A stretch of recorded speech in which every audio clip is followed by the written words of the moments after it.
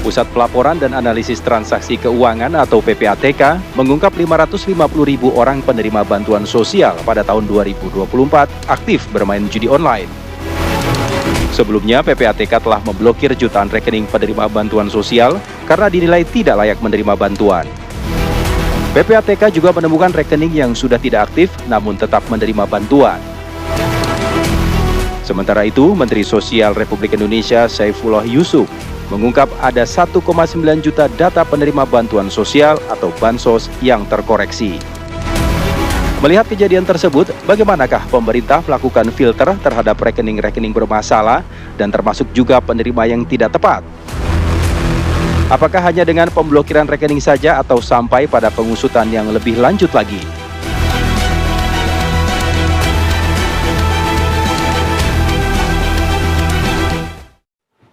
Ini jumlah yang tidak sedikit pemirsa, jutaan rekening penerima bansos ini telah diblokir karena tidak sesuai dengan harapan ataupun tidak tepat sasaran.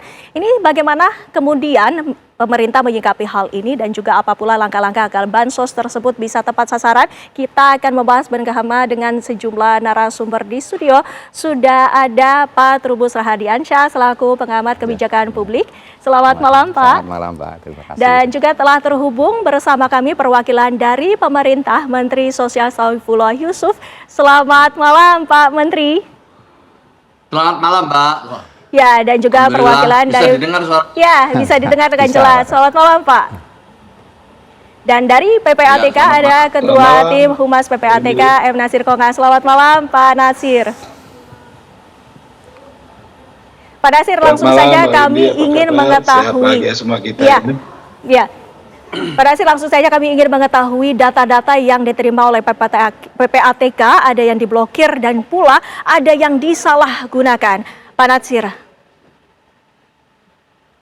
Ya, jadi memang kita atas dasar laporan informasi yang disampaikan oleh Pak Saifullah ya, Kementerian Sosial, itu kita menemukan jutaan rekening bansos yang tidak tepat sasaran ya.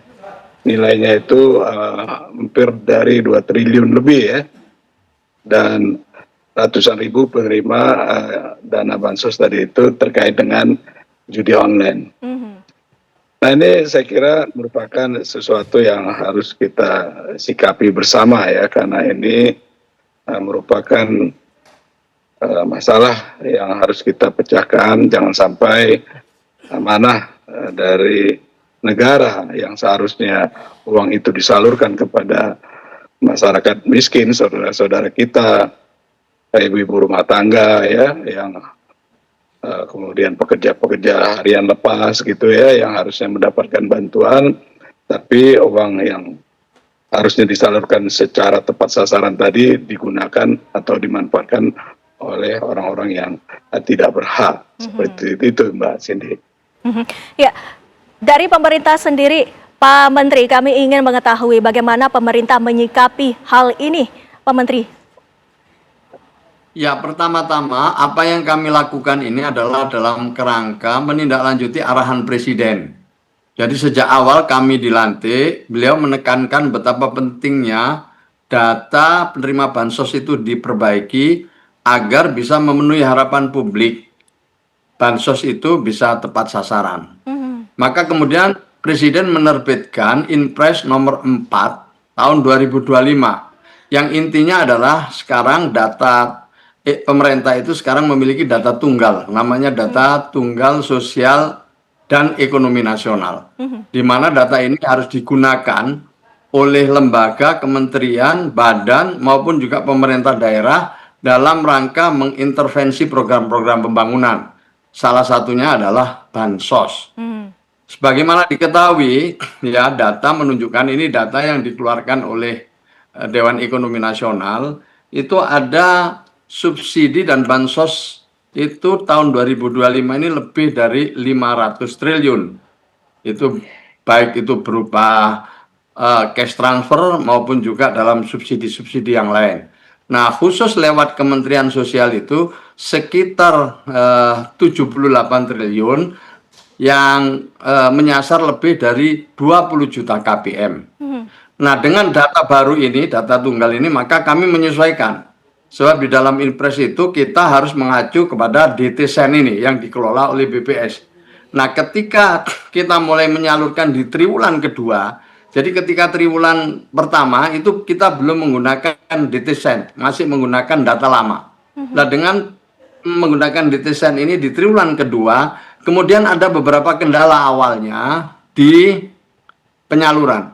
Ada 3 juta lebih yang tidak bisa disalurkan oleh bank. Nah, oleh karena itulah kemudian kita konfirmasi ke bank, ada apa ini? Ternyata ada nama yang kurang, belum cocok sama NIK, dan lain sebagainya. Yang tiap minggu kemudian kita perbaiki. Sampai akhirnya sekarang sekitar tinggal 300.000 yang belum bisa salur dengan memperbaiki data dengan perbankan. Namun demikian, kita juga lihat fakta lain, ya, setelah saya menjadi menteri ini kami pelajari, ada penerima bansos yang lebih dari 10 tahun, bahkan ada yang 15 tahun. Nah, untuk itu kami sebenarnya ingin mengetahui lebih jauh.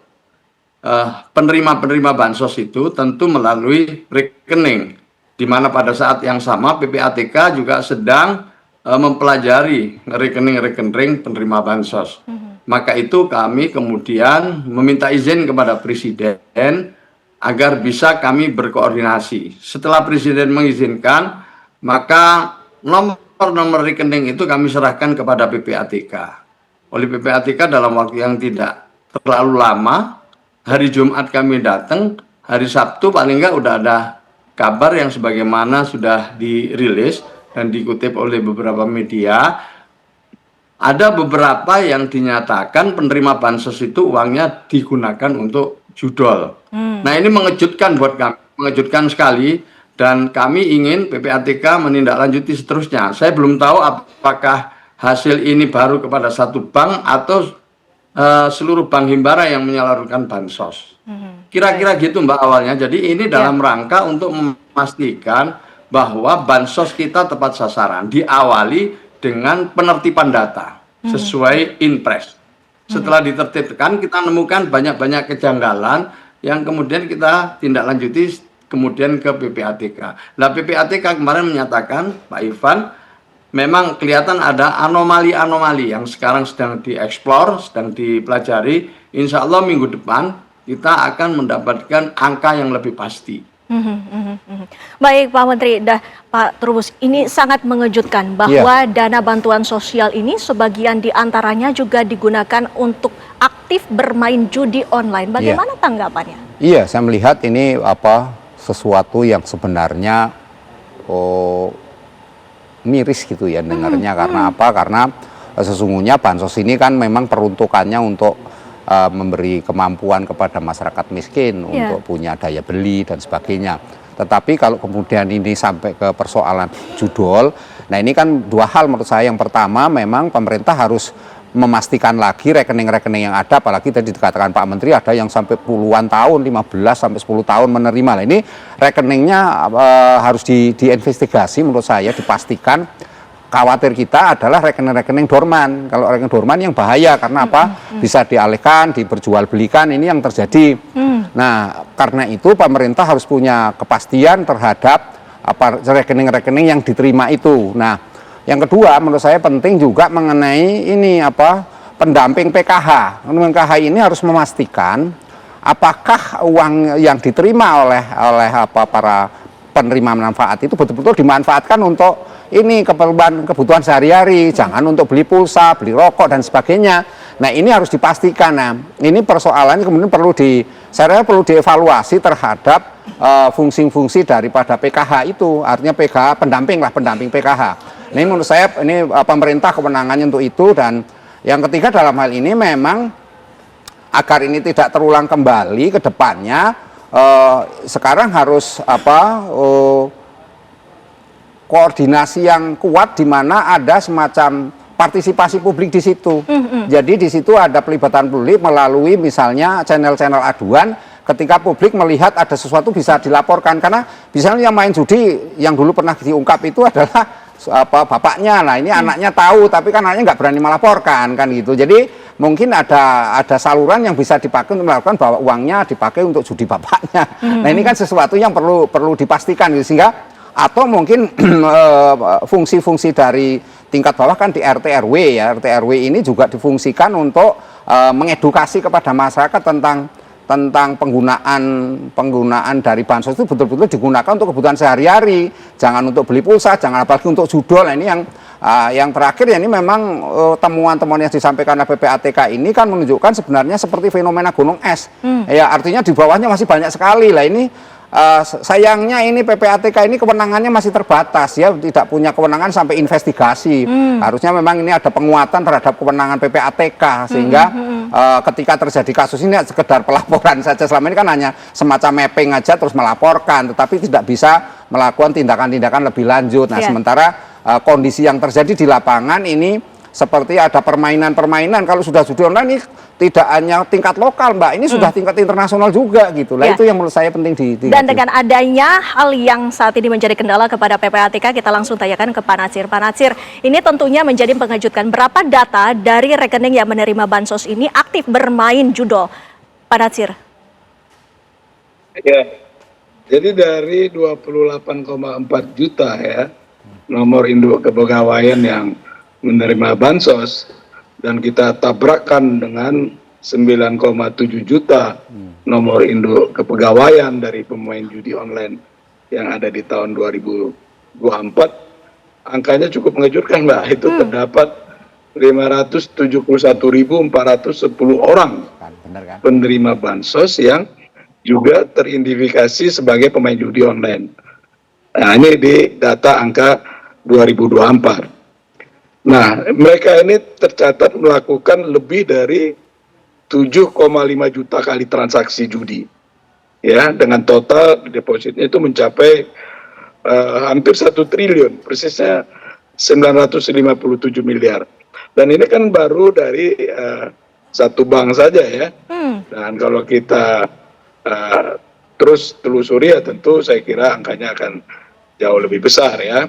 Jadi karena tadi seperti kata Pak Saifullah, itu memang baru beberapa saja ya yang kita sempat lakukan analisis ya. Dan mudah-mudahan kita bisa memberikan data nanti lagi yang lebih komprehensif. Jadi kami melihat ini memang bukan sekedar penyimpangan administratif ya, tapi ini sudah penyalahgunaan ya dari sistem bantuan negara untuk aktivitas ilegal seperti itu ya. Dan Pak Ivan, Kepala PPATK itu sangat concern ya terhadap hal ini karena memang ini juga menjadi perhatian serius oleh Bapak Presiden seperti itu, Mbak. Ya, datanya ini sangat luar biasa, 570 bahkan lebih yang disalahgunakan untuk aktif bermain judi online. Kita tanyakan kepada Pak Menteri, apakah dari pemerintah sendiri ini sudah mengetahui data tersebut? Lebih dari 570.000 rekening ini aktif bermain judi online. Ya, pertama-tama perlu saya sampaikan sekali lagi bahwa ini adalah bagian dari tindak lanjut instruksi Presiden. Itu dulu. Yang kedua, kemudian kita melakukan penelusuran. Hasil dari penelusuran kita itu baik yang berdasarkan ground check maupun juga yang berdasarkan temuan dari PPATK pasti akan kita jadikan semacam bahan evaluasi. Termasuk tadi setuju saya dengan Pak Trubus bagaimana peran pendamping PKH tentang penguatan kepada para penerima manfaat. Karena bantuan ini memang bantuan bersyarat, bantuan yang jelas peruntukannya. Bantuan yang sebenarnya para penerima manfaat tahu, misalnya ini bantuan untuk membeli bahan pokok, ini bantuan untuk membeli asupan ibu hamil, ini bantuan untuk asupan bayi, ini bantuan untuk ongkos sekolah anak. Sebenarnya cukup jelas, ini untuk lansia, dan ini bantuan untuk penyandang disabilitas. Jadi semua bantuan ini adalah bantuan persyarat yang peruntukannya sudah jelas. Dan penerima manfaat itu seharusnya tahu untuk apa bantuan ini. Nah, dalam rangka itu pemerintah memiliki pendamping untuk supaya bisa mengarahkan penerima manfaat ini memanfaatkan bantuan ini untuk peruntukannya. Maka itulah kemudian kita coba telusuri, dan sekarang dari berbagai penelusuran, diantaranya dari PPATK ini, kita jadikan bahan evaluasi ke depan untuk kita ambil kebijakan agar sekali lagi kepentingannya adalah seperti arahan Presiden, bansos tepat sasaran. Ini yang akan kita lakukan ke depan. Masukan terima kasih Pak Trubus, dan kita akan terus dengan PPATK koordinasi. Ini cukup mengejutkan kami, ya. Ini data sementara. Dari 28 juta tadi dicek, dipadankan dengan NIK, hasilnya dicocokkan dengan 9 juta lebih yang ditengarai main judol. Dari 9 juta lebih itu, hampir 600.000 penerima bansos ikut bermain judol. Ini cukup memprihatinkan. Nilainya hampir 1 triliun. Nilai transaksinya hampir 1 triliun, di mana jumlah transaksinya lebih dari 7 juta. Ini angka pertama yang kami terima. Tentu ini akan jadi bahan evaluasi untuk mengkoreksi bahwa rekening-rekening yang sudah ikut judol ini tentu tidak layak lagi untuk menerima bansos ke depannya. Dan perlu kami sampaikan bahwa bansos ini kita salurkan setiap 3 bulan sekali. Jadi setiap 3 bulan kita salurkan, dan sekarang ini salur triwulan kedua dengan data tunggal sosial ekonomi nasional. Maka itu ada masa peralihan dari data lama ke data baru. Ya, ini ada Pak Menteri. Beberapa keluarga. Ya, Pak Menteri, pertanyaannya selanjutnya, di mana celahnya sehingga penerima bansos ini bisa digunakan untuk bermain judi online? Kami akan bahas pemirsa selepas jeda pariwara berikut ini.